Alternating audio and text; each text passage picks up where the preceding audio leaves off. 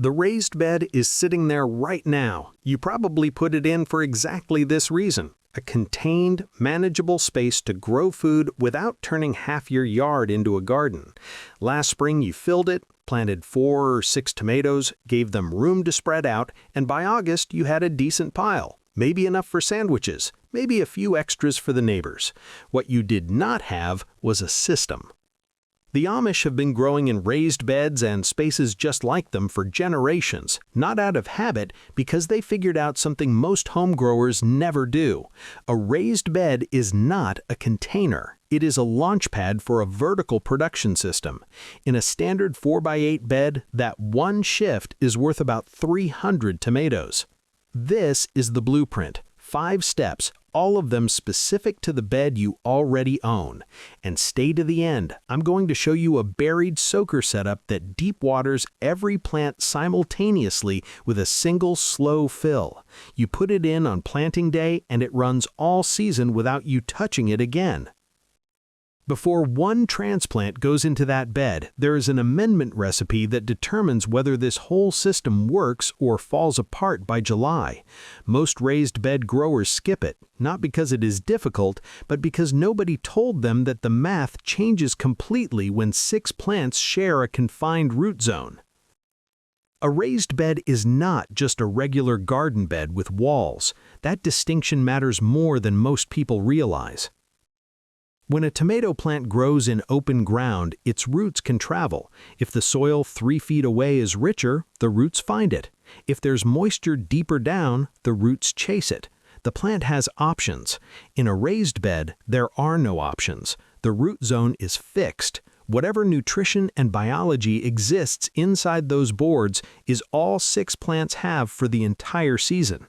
And if you're asking each of them to produce 50 tomatoes, that soil has to perform at a level most raised beds simply are not prepared for. Here's how to prepare it.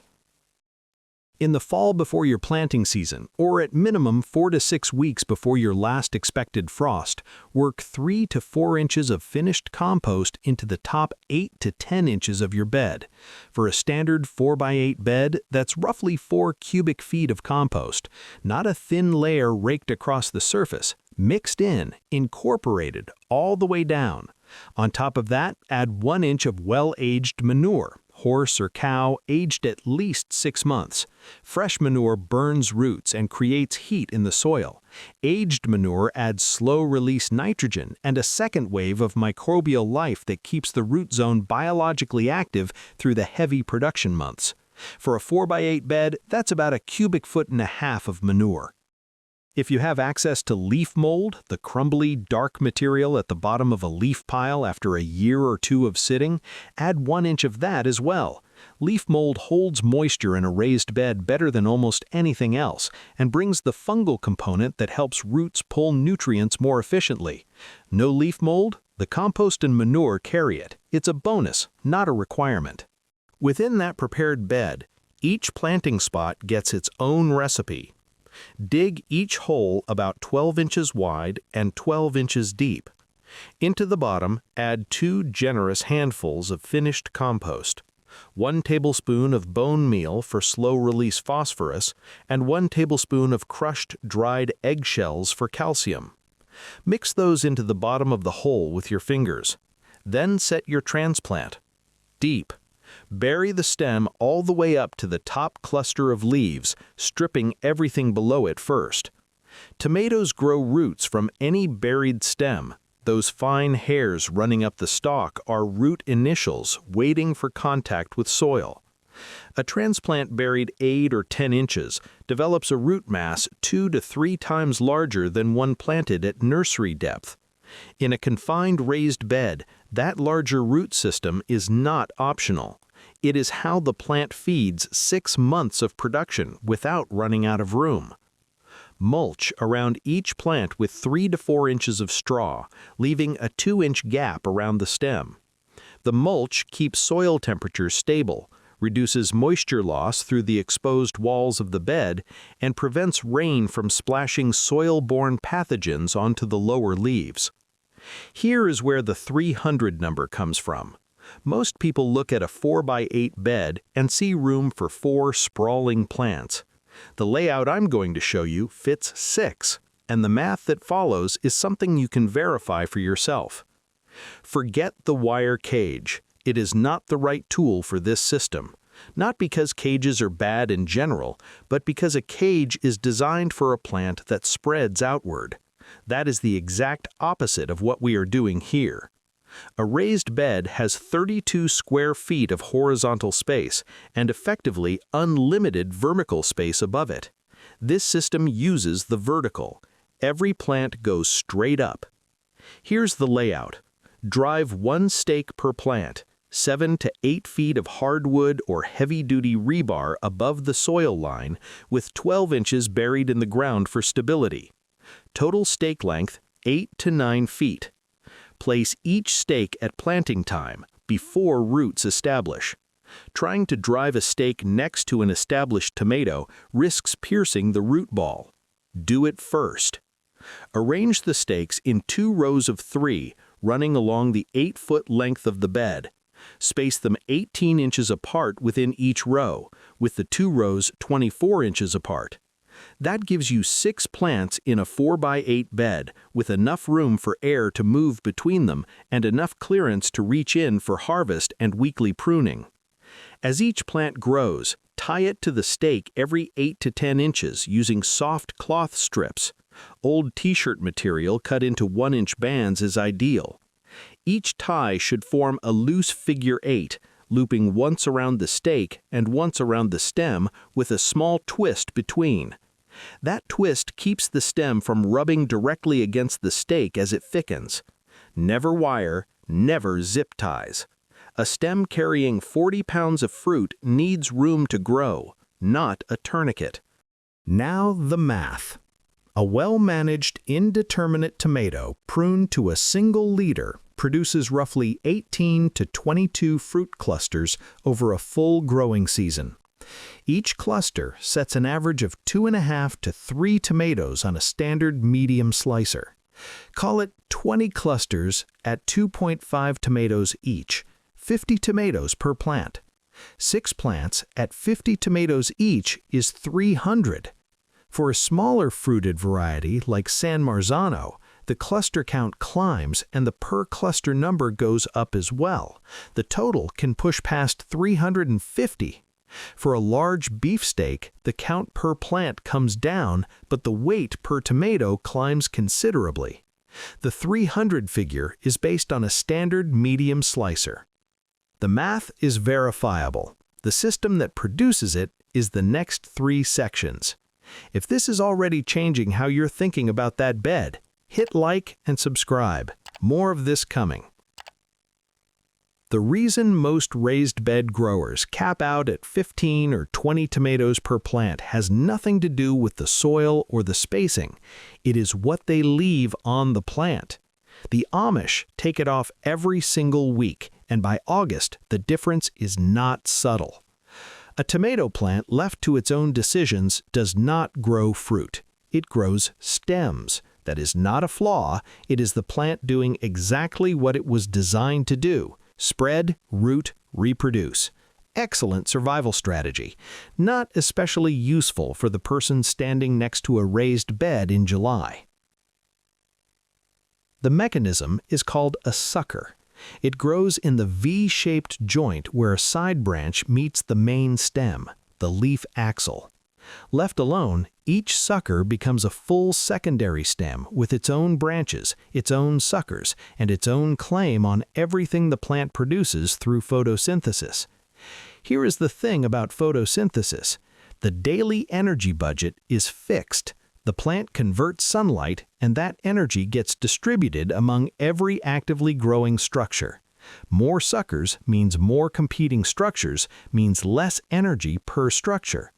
The fruit that forms on an unpruned plant is smaller, it ripens slowly, and much of it is still green when the season ends. The plant was not underperforming. The energy was spread too thin to accumulate anywhere. Pruning to a single leader means removing every sucker every week, without exception. One main stem goes up the stake, everything else comes off. Start when the plant is 12 to 18 inches tall. Check every leaf axil, work your way up the stem methodically. When you find a sucker at 2 to 3 inches, pinch it between thumb and forefinger. At that size, it snaps cleanly and the wound closes within a day. If one gets past you and reaches 4 inches, use clean shears to cut it rather than tearing. Tearing at that size can damage the main stem. Do this every week. It takes 5 minutes per plant. 30 minutes a week for 6 plants. 30 minutes is the gap between 15 tomatoes and 50. Also remove all leaves below the lowest ripening fruit cluster as the season progresses. Those lower leaves are the oldest on the plant, the least efficient at photosynthesis, and the closest to the soil where fungal spores travel on rain splash. Removing them improves air circulation at the base and redirects whatever energy those leaves were consuming upward, where it does something productive. By midsummer, a properly managed single-leader plant looks almost wrong. One bare stem, clean for 2 feet up from the soil, then evenly spaced fruit clusters running all the way to the top of the stake. No sprawl, no jungle, just one vertical column doing one job at full capacity. Most raised bed growers get their peak in early August and then watch the bed go quiet. The first wave produces, the plants age, the fruit load drops. The season is not over. The bed just ran out of plan. When all 6 plants go in the ground on the same day, they mature on the same schedule. They produce heavily together for a few weeks, slow down together, and wind down together. You get one peak and one long tail. That is not a system. That is a single event with a cleanup problem. The Amish stagger it. The first wave goes in at the standard time, roughly 2 weeks after your last expected frost, when soil temperature is reliably above 60 degrees. Those 6 plants establish through May, start producing in July, and hit their stride through early August. Meanwhile, a second set of transplants goes into seedling trays indoors 6 to 8 weeks after you started the first wave. These are not afterthoughts, they are the second chapter. When the first wave starts showing its age, fruit load drops noticeably, disease is climbing the lower stem despite your management, clusters are setting but not filling well, pull those plants and replace them. For most zones, this happens in late July or early August. The stakes stay in the ground, the soil stays amended and biologically active. The new transplants go into the same enriched planting holes against the same stakes with the same system running from day one. The second wave produces through September and into October depending on your zone. 2 waves from one bed means the production window nearly doubles. Zone considerations matter. In zones 7 through 9, 2 full waves are realistic and a partial third is possible. In zones 5 and 6, 2 waves work well if you start the second round indoors early enough. In zone 4, run one strong first wave and top the plants 6 to 8 weeks before your expected first frost. Cut the growing tip off the main stem. That stops the plant from putting energy into new growth that will never ripen and redirects everything into the fruit already on the vine. Done at the right time, this recovers 2 to 3 weeks of ripening energy that would otherwise go to waste. The stakes and the soil are the fixed infrastructure. The plants rotate through them. There is one more thing. It goes in at planting time, disappears underground, and quietly handles the single most common reason raised beds underperform in July and August before the problem ever starts. A raised bed dries out faster than an in-ground garden. This is physics, not a design flaw. Exposed walls on all 4 sides, elevated drainage, limited soil volume relative to plant demand. 6 single-liter tomato plants at peak production in July are pulling a significant amount of water out of that bed every single day. Surface watering, even careful, directed surface watering, loses a portion to evaporation and creates the risk of wet foliage, which is the main condition that opens the door to fungal diseases you have been working all season to avoid. The buried soaker handles it all at once. At planting time, before the transplants go in, lay a short loop of soaker hose across the bed at 4 to 6 inches deep, threading it between the 6 planting spots so every plant position sits within a few inches of the hose. Leave one inlet end at the edge of the bed, a short tail that comes up above the soil line and connects to your water source. Then plant everything on top of the setup and mulch over it as normal. The soaker hose disappears. You will not see it again. When it is time to water, connect your hose to the inlet at a slow trickle and let it run for 20 to 30 minutes. The water seeps out along the buried hose directly into the root zone, 4 to 6 inches down, exactly where the roots are. No runoff, no evaporation, nothing touches a single leaf. All 6 plants deep watered simultaneously in one act. 2 to 3 sessions per week during the production months is the right rhythm. In peak summer heat in zones 8 and 9, every other day. The principle stays the same. Slow, deep, at the root, never on the foliage. You set this up once in May. It runs until October. That is the kind of solution that works quietly in the background while everything else gets the attention. The Amish tend to like those. One question for the comments. What variety are you running in your raised bed this season, and have you ever tried pulling a first wave and replacing it mid-summer? Drop it below. I'd love to see what you're working with. Hit like and subscribe. The algorithm thinks the next one was made for you. Based on what you just watched, it's probably right.